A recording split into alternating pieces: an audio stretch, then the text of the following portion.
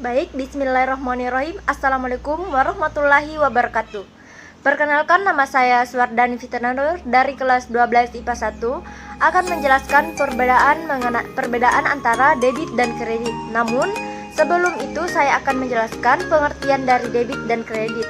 Nah, yang pertama yaitu debit dan kredit adalah istilah yang sering digunakan dalam dunia akuntansi dan keuangan. Nah, perbedaan debit dan kredit paling umum yaitu jika debit diartikan sebagai pertambahan uang, sementara kredit diartikan sebagai pengeluaran uang dalam proses transaksi.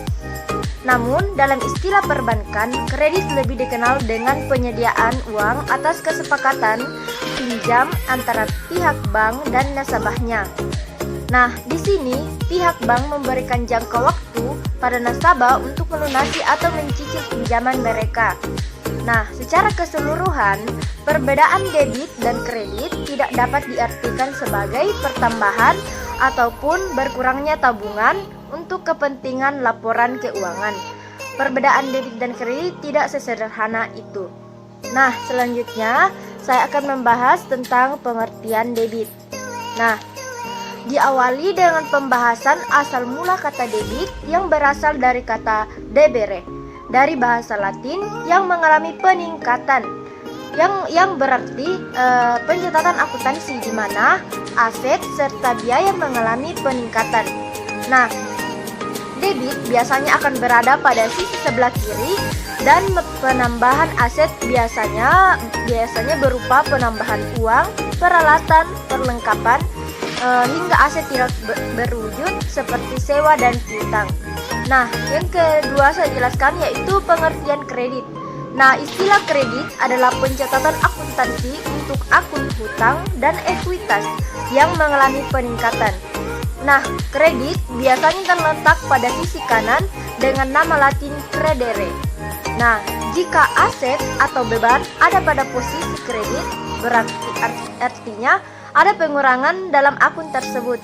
Nah, sebaliknya, jika akun hutang, akumulasi dan ekuitas ada dalam posisi debit, artinya akun ini mengalami peningkatan nilai akun tersebut. Selanjutnya, perbedaan debit dan kredit dalam akuntansi.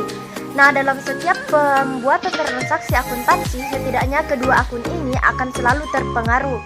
Akun yang dimaksud adalah kolom debit dan kolom kredit. Nah, transaksi tersebut akan dicatat dalam satu akun debit dan akun kredit. Nah, tidak ada batasan banyaknya akun yang dicatat dalam setiap transaksi, namun minimal tidak kurang dari 2 akun. Nah, total transaksi yang dicatat dalam debit dan kredit untuk setiap transaksi haruslah sama antara satu dan lainnya, sehingga transaksi dapat dikatakan balance atau seimbang. Nah, jika sebuah transaksi tidak seimbang, maka akan berpengaruh pada laporan keuangan. Nah, dengan begitu, penggunaan debit dan kredit dalam format pencatatan transaksi 2 kolom adalah hal yang penting. Nah, berikut ini acuan perbedaan debit dan kredit yang harus kita pahami. Nah, debit mengacu pada sisi kiri akun buku besar, sementara kredit berada pada sisi kanan akun buku besar. Dalam rekening, penerima akan tercatat dalam akun debit, sementara pemberi dalam akun kredit. Nah, seluruh transaksi keuangan yang masuk, maka artinya masuk dalam akun debit pada neraca, sementara transaksi apapun yang keluar maka dicatat dalam akun kredit. Nah, dalam laporan laba rugi, seluruh pengeluaran dan kerugian dicatat dalam debit, sementara untuk pendapatan ditulis dalam kredit. Nah, peningkatan debit disebabkan oleh kenaikan cash, inventaris, mesin, perlengkapan, tanah, bangunan, asuransi. Nah, peningkatan kredit itu disebabkan oleh kenaikan dana pemegang saham, biaya, laba ditahan, hutang, dan lain-lain. Baik, dari pemaparan yang saya jelaskan tadi dapat kita simpulkan antara perbedaan debit dan kredit.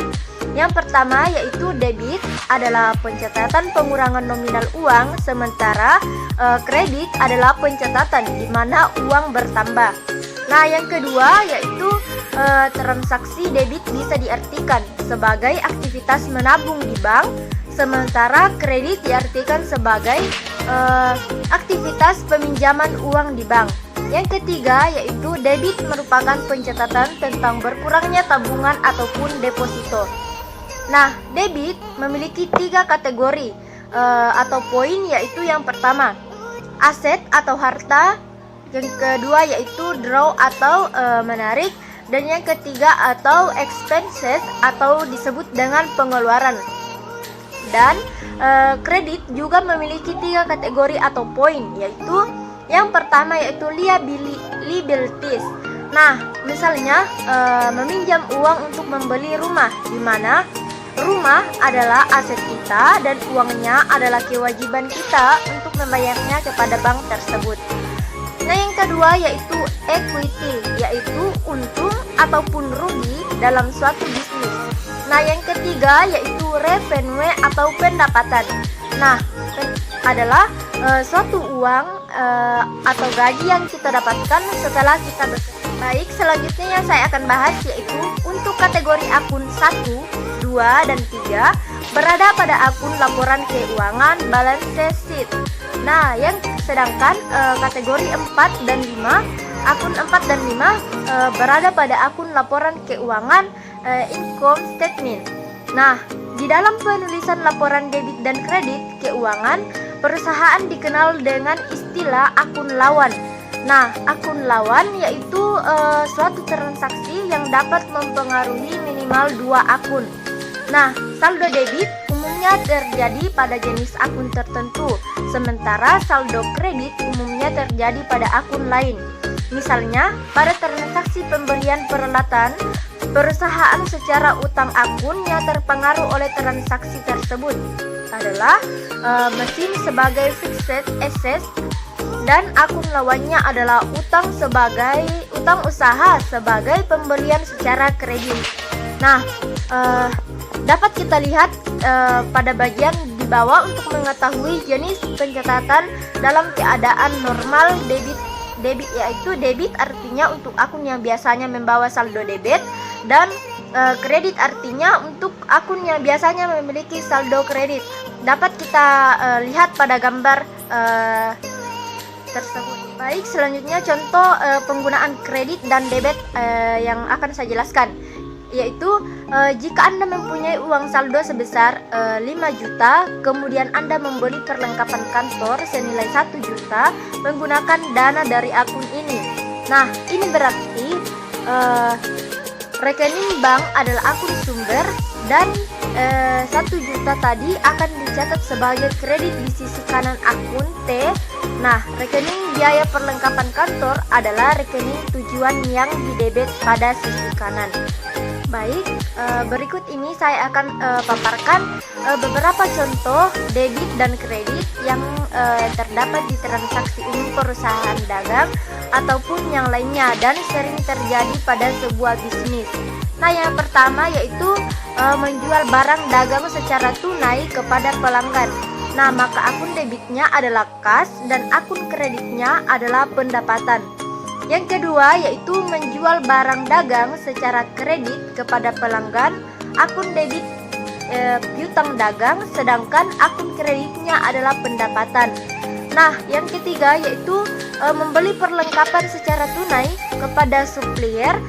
Akun debit adalah perlengkapan dan akun kredit adalah kas. Nah, yang keempat yaitu membeli perlengkapan secara kredit kepada supplier. Nah, akun debitnya adalah perlengkapan dan akun kreditnya adalah utang dagang. Nah, yang kelima yaitu menerima kas pelunasan piutang oleh pelanggan, di mana akun debitnya adalah kas dan akun kreditnya adalah piutang dagang. Yang ketujuh yaitu membeli fixed asset. Nah, secara kredit kepada supplier. Nah, di mana akun debit adalah fixed assets dan akun kredit adalah utang dagang. Nah, yang ke 8 pembelian inventory secara tunai kepada supplier, di mana akun debitnya adalah inventory dan akun kreditnya adalah kas. Nah, pembelian yang ke-9 yaitu pembelian inventory secara kredit kepada supplier. Akun debitnya adalah inventory dan akun kreditnya adalah utang dagang. Nah, yang ke-10 yaitu membayar gaji karyawan, di mana akun debitnya adalah salary expenses dan akun kreditnya adalah cash. Baik, sekian yang saya dapat paparkan untuk materi perbedaan debit dan kredit. Kurang dan lebihnya mohon dimaafkan. Wabillahi taufiq wal hidayah. Wassalamualaikum warahmatullahi wabarakatuh.